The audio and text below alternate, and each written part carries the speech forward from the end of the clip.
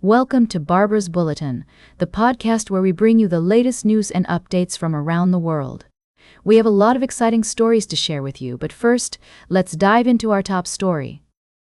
Tensions are escalating between Thailand and Cambodia as the two countries engage in a renewed round of fighting along their shared border.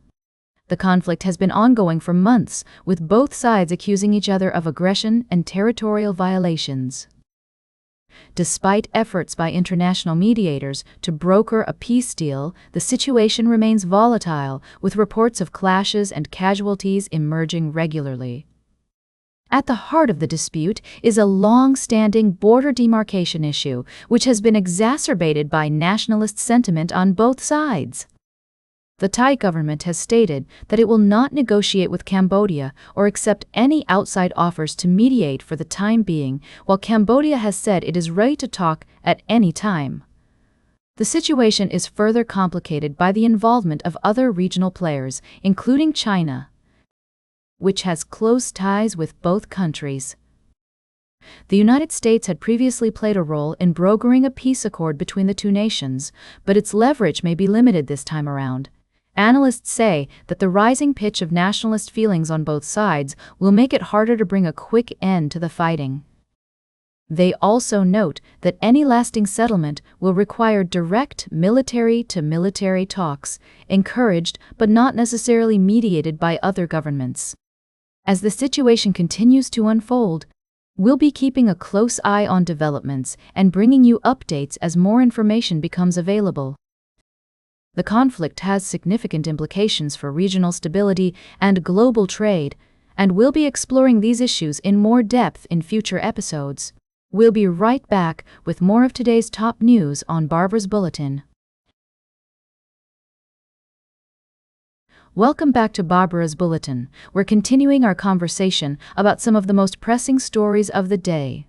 Our next topic takes us to Austria, where a new law has been passed banning headscarves in schools for girls under the age of 14.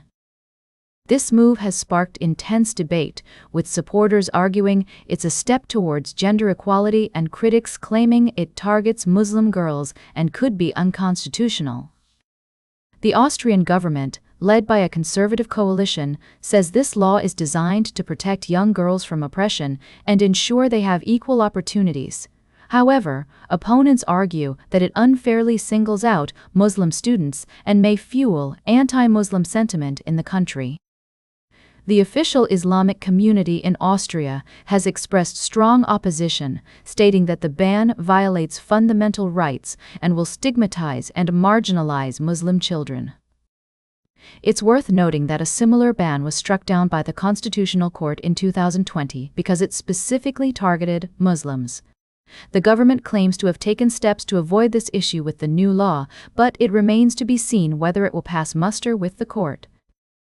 An awareness-raising trial period is set to begin in February 2026, with the ban fully going into effect next September.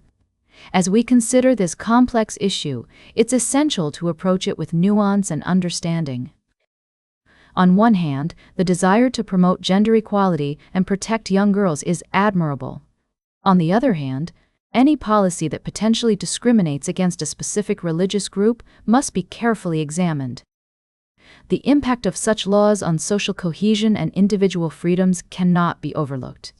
As we continue to follow this story, we'll be keeping a close eye on how it unfolds and the reactions from various communities in Austria and beyond. It's a reminder that balancing individual rights with societal values is an ongoing challenge for democracies around the world.